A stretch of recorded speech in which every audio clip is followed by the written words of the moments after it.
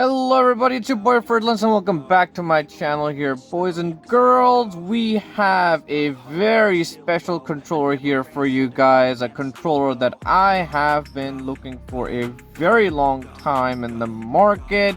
Not an easy controller to come by, and the controller in question is the elusive PlayStation 5 DualSense Edge controller. So this one is in a broken state according to the previous owner.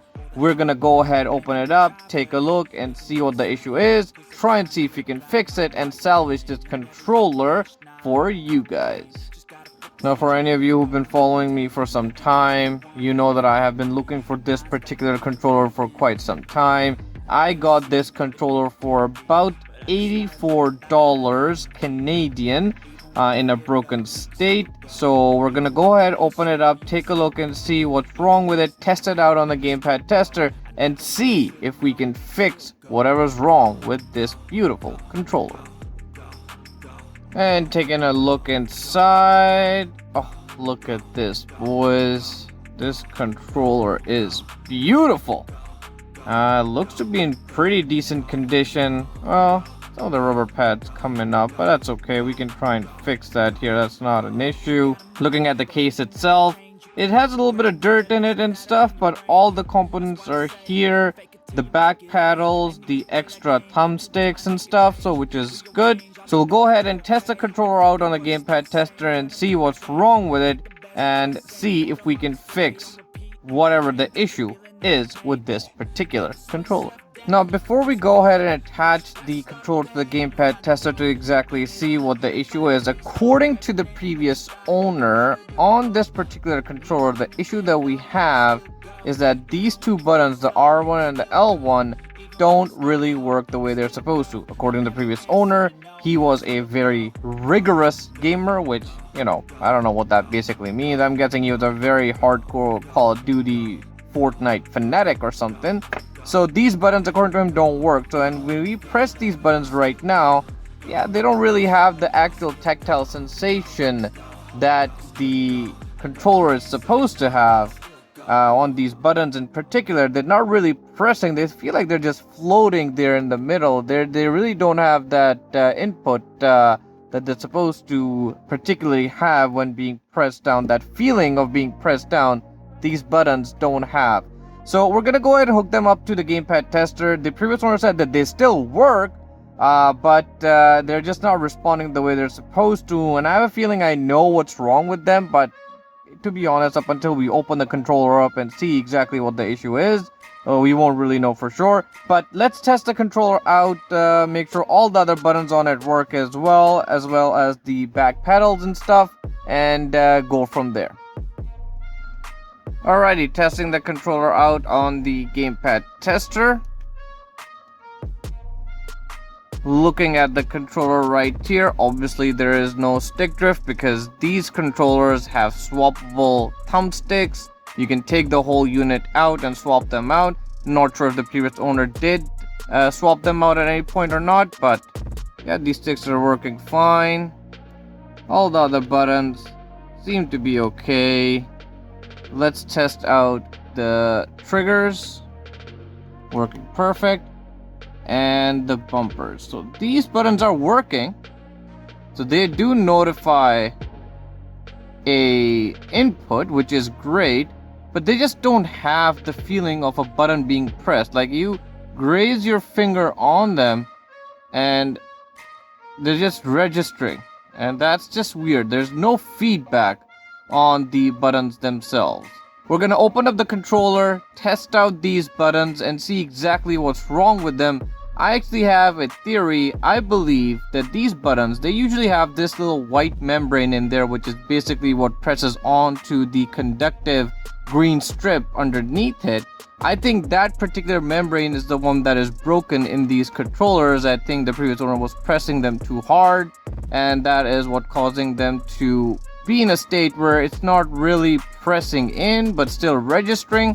Weird state, but just a guess. We're gonna open it up, take a look and see if we can fix it, clean the controller out in the meanwhile and go from there. Alrighty, I got my tools ready here. So we got a Phillips head screwdriver with a double low tip.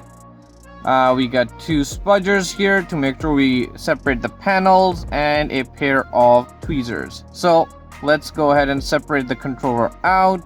Looking at the controller, we're going to start by this release button. Doing it should release this black cover from the front.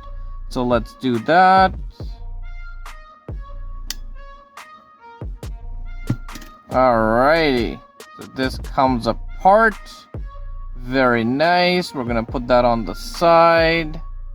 Alrighty, on the front here, if we take a look, we have these 2 little silver tabs, which if we pull them up, they will unlock both of the thumbsticks, so we can easily slide them out. Excellent stuff. So we'll do that, and then we'll continue on with the disassembly of the controller. Let's remove the R1 and L1 buttons to reveal the screws behind them.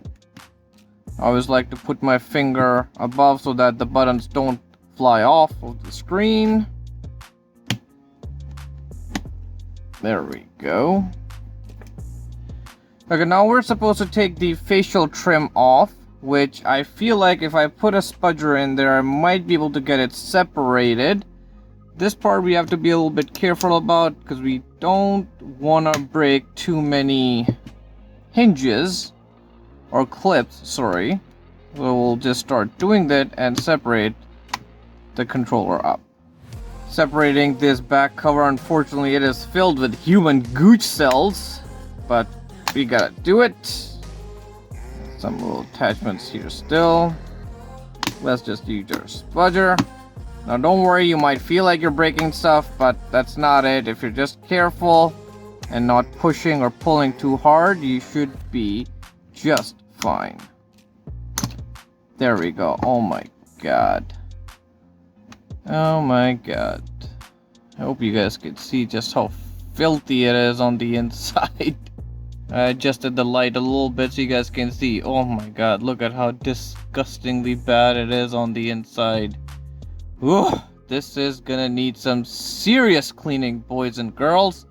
Yikes. Anyway, let's continue on with the separation. So I'm gonna take a bunch of screws out here at this point, and we'll meet up afterwards once I have everything taken off and we're on the inside of the controller.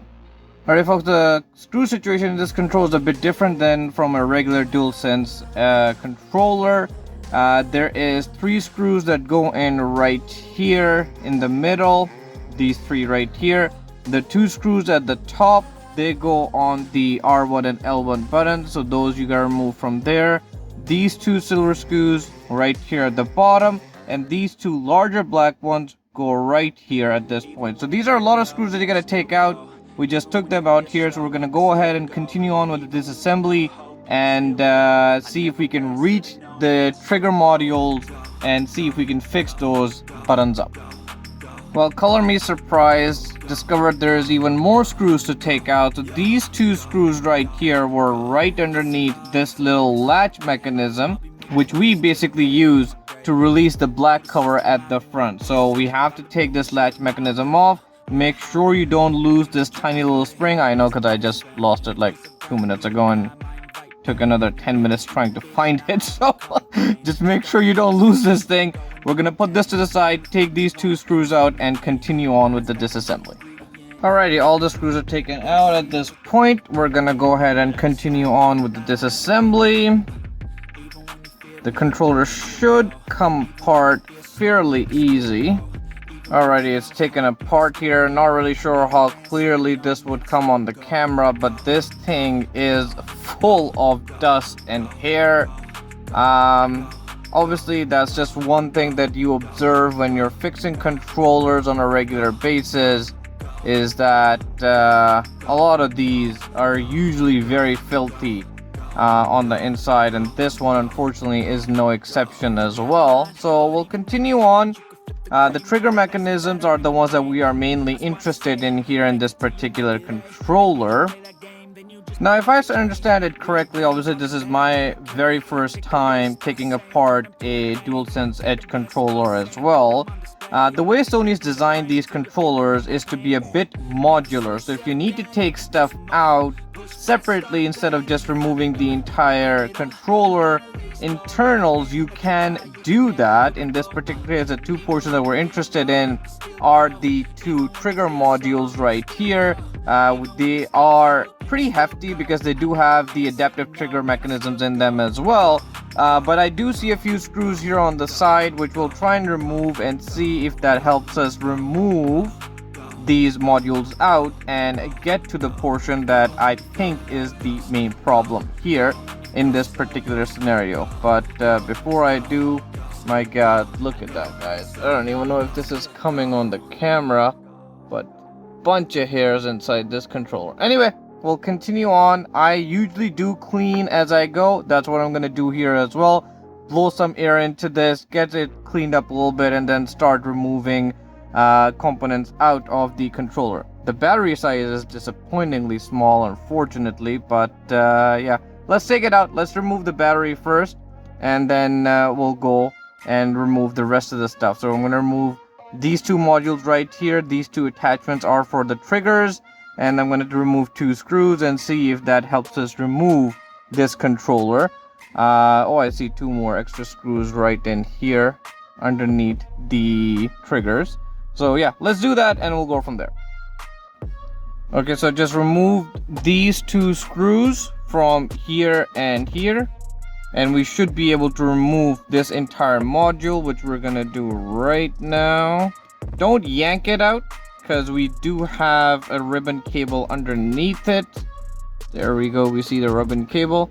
So just kind of nudge it back and forth a little bit softly. Make sure you don't yank it out as well. There you go, it's separate and the whole module is out at this point. Now what I believe the issue on these controllers is that these little membranes, these white little membranes on which the button actually presses on, is what I think is broken in this one.